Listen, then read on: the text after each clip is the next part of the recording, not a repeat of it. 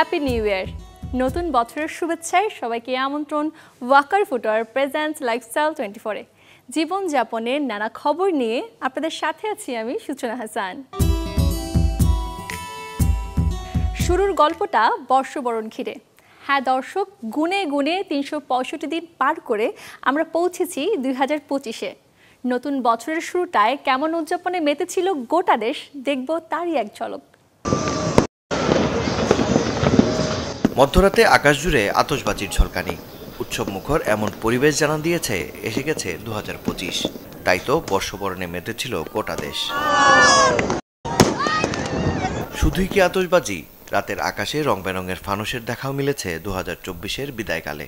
যদিও বা অন্যান্য বছরের তুলনায় এবার সে সংখ্যাটা কম।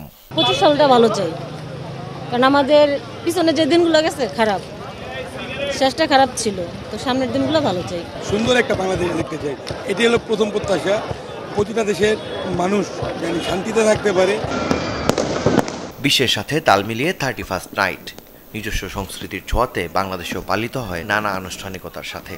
ঘরে ঘরে যেমন চলে মুখরোচক খাবারের আয়োজন, তেমনি বাড়ির আঙিনা কিংবা ছাদে সব বয়সীদের আনন্দের অনুষঙ্গ হয় তারাবাতিও। পিছনের দিনগুলো খুব খারাপ গেছে, সামনে যেন ভালো হয়। আমি চাই যে 2025টা অনেক আনন্দে কাটুক। 2025-এ একটি শান্তিপূর্ণ দেশ দেখতে চাই। অপ্রীতিকর পরিস্থিতি এড়াতে ঢাকা বিশ্ববিদ্যালয় সহ রাজধানীর প্রায় সব গুরুত্বপূর্ণ পয়েন্টেই ছিল আইন শৃঙ্খলা রক্ষাকারী বাহিনীর কড়া প্রহরা। আমাদের বাংলাদেশ নিয়ে অনেক ষড়যন্ত্র চলছে, আমরা যেন এই ষড়যন্ত্রের মোকাবেলা করতে পারি, 25 সালটা আমরা খুব ভালোভাবে পার করতে পারি, আর কোনো স্বজন না হারাই। সরকারি বিধিনিষেধ থাকায় এবারের আয়োজন খানিকটা সীমিত পরিসরে হলেও সব গ্লানি ভুলে দেশবাসী নিজের মতো করেই 2024 সালকে বিদায় জানিয়ে নব উদ্যমে বরণ করে নিয়েছে 2025 সালকে। মাকসুদুল হক ইমু, চ্যানেল 24, ঢাকা। ভবিষ্যৎ যদিও অজানা, তবুও এই অজানার মাঝে কিছুটা আভাস মেলে জ্যোতিষশাস্ত্রে। দর্শক, জানাবো এবারে জ্যোতিষ বিজ্ঞানীর ভাষায় কেমন হতে পারে 2025 তার আদ্যপান্ত। সাল 2025 জ্যোতিষশাস্ত্রের ভাষায় সালটি হচ্ছে গ্রহ মঙ্গলের সাল। মঙ্গল হচ্ছে যুদ্ধ, বিগ্রহ, সাহস, পরাক্রমের একটি সংখ্যা। 2025 সালে বিশ্বে যে যুদ্ধের ক্ষেত্র বিরাজমান আছে, সেই ক্ষেত্রের একটি পরিণতি আসতে চলেছে।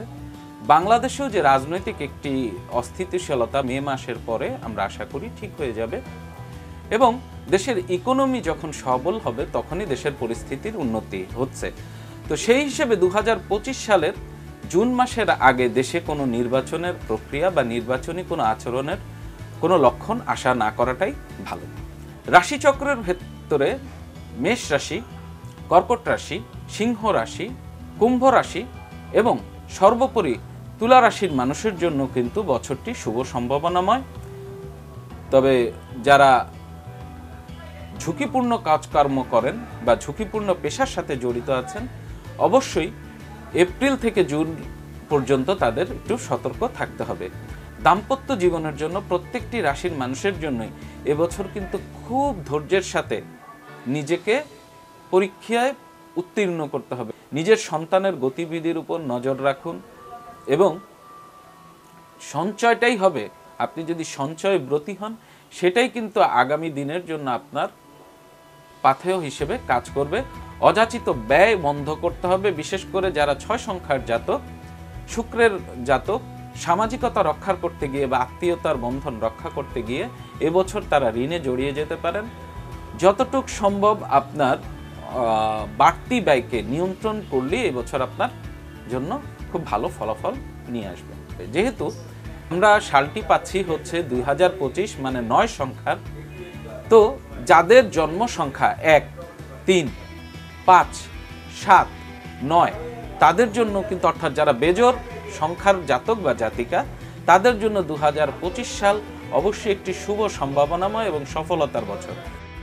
পুরনো সব মন্দ ফেলে নতুন বছরে ভালো কিছুর প্রত্যাশা থাকে সকলের, কিন্তু নিজেদের ভুলেই অনেক সময়টা খারাপ করে ফেলি আমরা। তাই নতুন বছরে ভালো থাকতে এখন থেকে হন সতর্ক, মেনে চলুন কিছু বিষয়।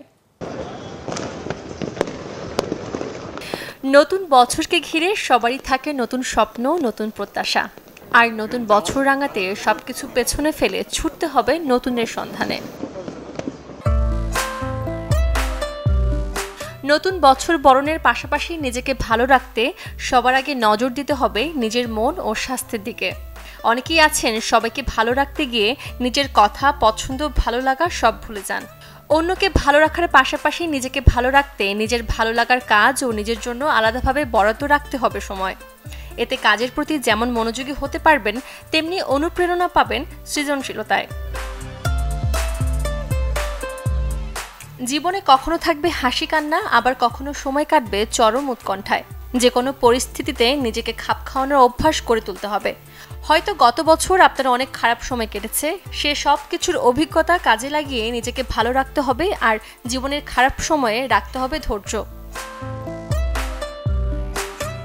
প্রতি মাসের শেষে টাকা নিয়ে টানাটানি লেগে থাকে অনেকেরই, তাই প্রতি মাসে মাসিক খরচের একটি আনুমানিক হিসাবের তালিকা তৈরি করুন এবং সেই অনুযায়ী খরচ করুন। বছরের প্রথম দিন থেকেই ইতিবাচক মনোভাব রাখার চর্চা করতে হবে এবং সেসব মানুষদের সাথে চলাফেরা করুন। জীবন নিয়ে পরিকল্পনা থাকতে হবে। পরিকল্পনা করে সবকিছু না হলেও অনেক কিছুই করা সম্ভব। তাই নতুন বছরের শুরুতেই পুরো বছরের একটি পরিকল্পনা করে ফেলুন। যে কোনো কাজে আপনার সিদ্ধান্ত নিতে সহজ হবে। নতুন বছরে মানসিক চাপ, ভয়, স্ট্রেস, উদ্বেগ ছেড়ে ফেলুন। নিজের প্রতি আত্মবিশ্বাস গড়ে তুলুন। যখনই মনে চাপ বোধ করবেন তখন নিজের শখের কাজগুলো করুন, পরিবার বন্ধুদের সময় দিন। নতুন বছরে এসব অভ্যেস নিজেকে নতুনভাবে সাজাতে সাহায্য করবে এবং জীবন হয়ে উঠবে সুন্দর। সূচনা হাসান, চ্যানেল 24। অপছন্দের কাউকে ডিম ছুঁড়ে মারার ঘটনা বেশ প্রচলিত, কিন্তু কোনো কারণ ছাড়াই ডিম ছুঁড়ে মারার ঘটনা অবাক করলেও সত্য। স্পেনে ঐতিহ্যের অংশ হিসেবে প্রতি বছর অনুষ্ঠিত হয় এই এগ ব্যাটেল। দেখে কিন্তু একেবারে মনে হবে না এখানে চলছে আনন্দের যুদ্ধ। এমন দৃশ্য দেখে হঠাৎ মনে প্রশ্ন আসতেই পারে, ডিম কেন ছুটছে সবাই? হয়তো ডিমকেই অস্ত্র বানিয়েছে লোকজন। ডিমের পাশাপাশি আছে ময়দা, দুয়ে মিলে এক ধুমধুমার কাণ্ড। যাদের পুরো গায়ে ময়দা মাখা তাদের বলা হয় এলস অ্যান্ড ফ্যারিনেটস। তারা এক একজন যোদ্ধা। অবস্থা দেখে সত্যি সত্যি যুদ্ধ মনে হলেও এটি আসলে স্পেনের ঐতিহ্যবাহী এক উৎসব। গ্রামের সবাই বেশ আনন্দ সহকারে প্রতি বছর এই উৎসব পালন করে, যেখানে ডিম আর ময়দা থাকতেই হবে।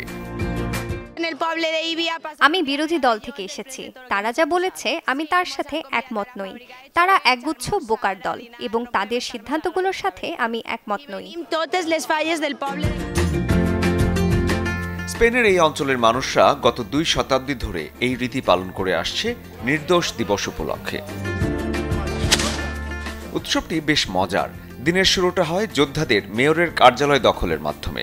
রূপক অর্থে অযৌক্তিক সব আইনের বিরুদ্ধে প্রতিবাদ হিসেবে ময়দা আর ডিমের বিস্ফোরণের এই মজার যুদ্ধ চলতেই থাকে সারা দিন জুড়ে। শহরের বাসিন্দারাও দারুণ সময় কাটায় এই উৎসবকে ঘিরে। দিন শেষে শহরের অবস্থা দেখে যুদ্ধের শহর মনে হলেও এটি আসলে ডিম আর মানুষের গল্প। শরীফুল হক, চ্যানেল 24।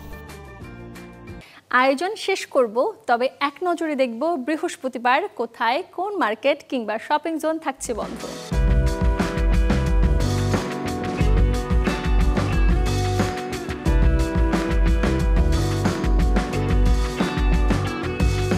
এই ছিল ওয়াকার ফুটওয়্যার প্রেজেন্টস লাইফস্টাইল 24 এর আজকের আয়োজন। জীবনযাপনের নানা খবরের সাথে দেখা হবে আগামীকাল। সে পর্যন্ত সবাই ভালো থাকুন, সুস্থ থাকুন, অবশ্যই চোখ রাখুন চ্যানেল 24 এ।